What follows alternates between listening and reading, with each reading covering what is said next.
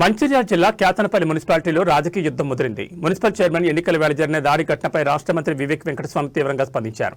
BRS నాయకులు ఉద్దేశపూర్వకంగానే తమపై భౌతిక దాడులు దిగారని ఆయన ఆరోపించారు. ఈ ఘర్షణలో శాంతి భద్రతలను కాపాడాల్సిన ఒక కానిస్టేబుల్ తల పగిలి తీవ్ర గాయాలవడం, అలాగే పలువురు కాంగ్రెస్ కార్యకర్తలు గాయపడడంపై మంత్రి ఆవేదన వ్యక్తం చేశారు. గత వారం రోజులుగా కేతనపల్లి మున్సిపల్ ఎన్నికను తానే అడ్డుకుంటున్నారంటూ తనపై దుష్ప్రచారం చేస్తున్నారని మంత్రి మండిపడ్డారు. ఈసారి ఎన్నికలు అత్యంత స్వేచ్ఛాయుత వాతావరణంలో జరిగాయని, సభ్యులందరూ స్వచ్ఛందంగా పాల్గొన్నారని ఆయన స్పష్టం చేశారు. గత ఎన్నికల్లో బీఆర్ఎస్ నేత బాలకృష్ణ ప్రజాస్వామ్య హక్కులను హరించి ప్రజలకు ఓటు వేసే అవకాశం లేకుండా చేశారని మంత్రి విమర్శించారు. తాము ఎలాంటి బెదిరింపులకు తావు లేకుండా ప్రజాపాలన నడిపిస్తున్నామని, ఇలాంటి దాడులకు భయపడే ప్రసక్తే లేదని వివేక్ వెంకటస్వామి తేల్చి చెప్పారు. ఈ ఘటనతో జిల్లాలో రాజకీయ వాతావరణం ఒక్కసారిగా వేడెక్కింది. సోషల్ మీడియాలో కాంగ్రెస్ పార్టీ కేతనపల్లి మున్సిపాలిటీలో అడ్డుకుంటున్నారు అని చెప్పి ఏదో తప్పుడు ప్రచారం జరుగుతుంది. దాని గురించి నేను క్లారిటీ ఇవ్వదలుచుకున్నాను. మీరు అందరూ చూసినారు, చెన్నూరు అయినా కానీ కేతనపల్లి అయినా కానీ ఈ ఎలక్షన్లో టీఆర్ఎస్ పార్టీ, ఇండిపెండెంట్స్ అందరూ కూడా వాళ్ళకి ఒక స్వేచ్ఛ ఉండే ఎలక్షన్లో పార్టిసిపేట్ చేసి గెలవడానికి. ఈరోజు కేతనపల్లిలో టీఆర్ఎస్ పార్టీ గెలిచిందంటే స్వేచ్ఛ ఉన్నందువల్లనే, ఫ్రీ అండ్ ఫేర్ ఎలక్షన్స్ అయినందువల్లనే వాళ్ళు గెలవడం జరిగింది. నేను కూడా గత మున్సిపల్ ఎలక్షన్స్లో మీ అందరూ చూసినారు, ఎలక్షన్సే సగం కాలేదు. ప్రజలు ఓటు వేయడానికి ఒక అవకాశం కల్పించలేదు. ఆ రోజులలో ఏదైతే జులుం నడిచిందో ఆ రోజులలో ఫోర్సబ్లీ మనుషులను విత్డ్రా చేయించడము, పైసలు ఇచ్చి విత్డ్రా చేయించడము, లక్షలాది రూపాయలు క్యాండిడేట్లను కొనడము, ఇవన్నీ కూడా జరగడం జరిగింది. ఈసారి కాలేదు.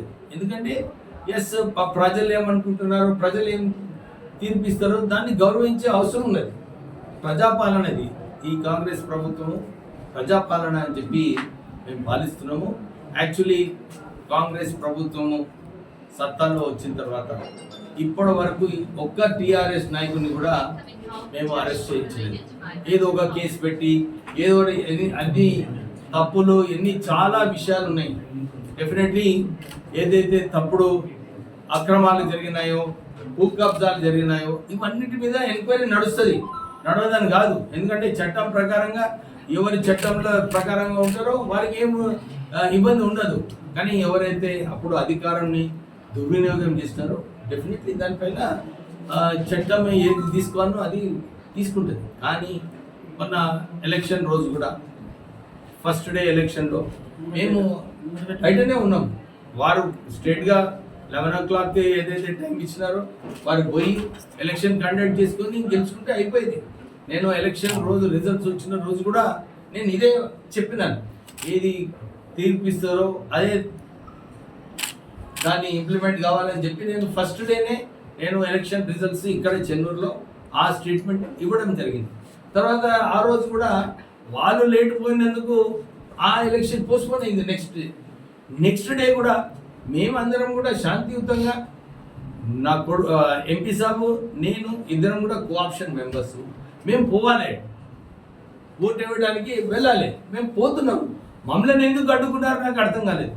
నిజంగానే అక్కడ ప్రాబ్లం ఏముందంటే టీఆర్ఎస్, సిబిఐ ఎవరు చైర్మన్ కావాలి, ఎవరు వైస్ చైర్మన్ కావాలి, వాళ్ళ గొడవలు వాళ్ళకు ఉన్నాయి.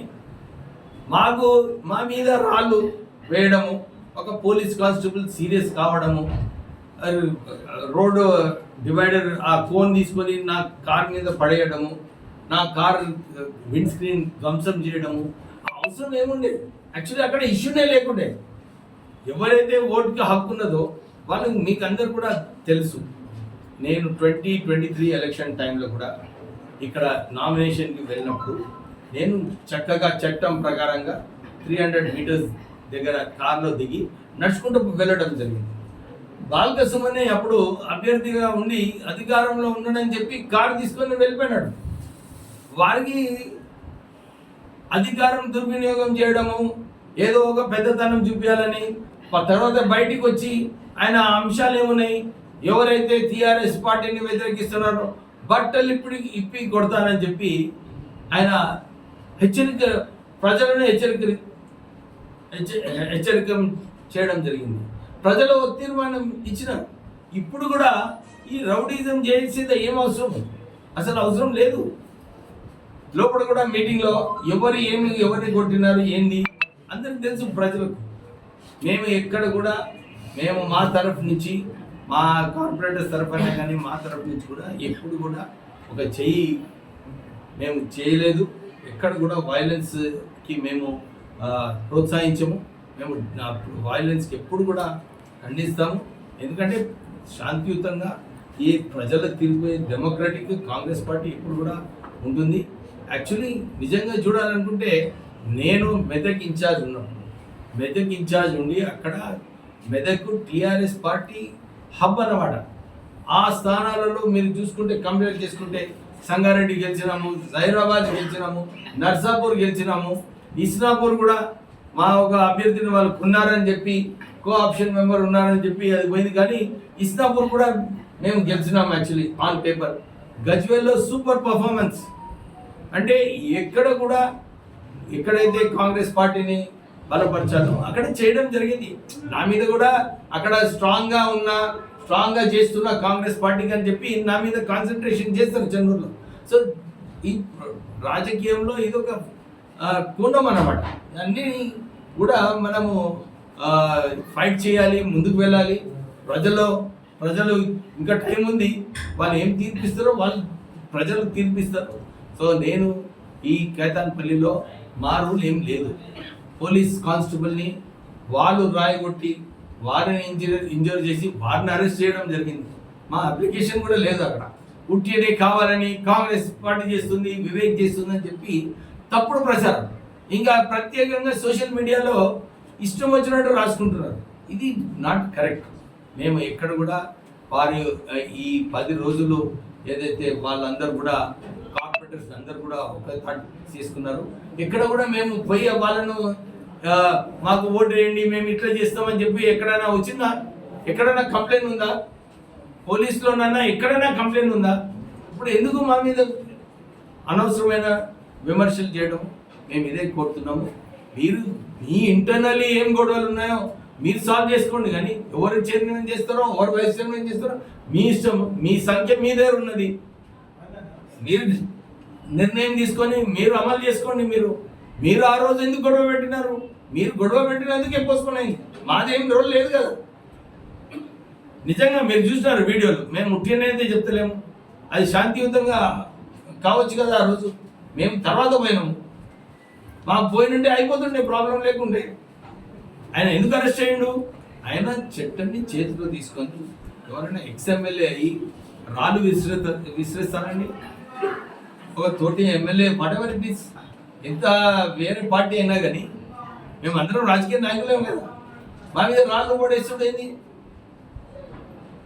యాక్చువల్లీ నిజంగా ఆశ్చర్యమైన విషయం.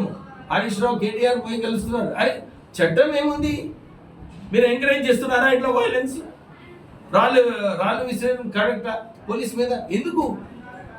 ఏమైనా గొడవ ఉంటే టీఆర్ఎస్ పార్టీ వ్యతిరేకంగా ఏమైనా పోలీస్ ఏమైనా జులుం చేస్తే ప్రొటెస్ట్ చేయొచ్చు. నీకు అధికారం లేదు మున్సిపల్ ఆఫీస్ వెళ్ళడానికి. మళ్ళీ అక్కడ జబర్దస్తి ఏంది? అది ఆ ఇష్యూ. అది అసలు వాళ్ళు అది ట్యాకిల్ చేయాలి. వాళ్ళు పార్టీ ఏదైతే చట్టం ఉన్నదో దాన్ని ఎట్లా ఫాలో చేస్తారని చెప్పి వాళ్ళు నిర్ణయించుకోవాలి. చట్టం వ్యతిరేకంగా పోతే డెఫినెట్ చట్టమే ఉంటుంది. బీఆర్ఎస్ నాయకుల మీద కాంగ్రెస్ నాయకులు దాడి చేస్తే వాహనాలు ధ్వంసం అయితే వాళ్ళు ఫిర్యాదు వెళ్తే వాళ్ళు చూస్తుంది కదా వాళ్ళ ఆరోపణ సార్. వాళ్ళ ఆరోపణలు వాళ్ళు ఇంకేం చేస్తారా? వాళ్ళ వాహనాలు కూడా వాళ్ళు ఆరోపణలు మేము అక్కడ ఎక్కడ పోలేదు, వాళ్ళ వ్యతిరేకంగా ఏం చేయలేదు. మేము ఓటింగ్ కోసం పోతున్నాం. మీరే కదా చేసింది. వీడియో అయితే క్లియర్గా ఉన్నాయి కదా బాబు.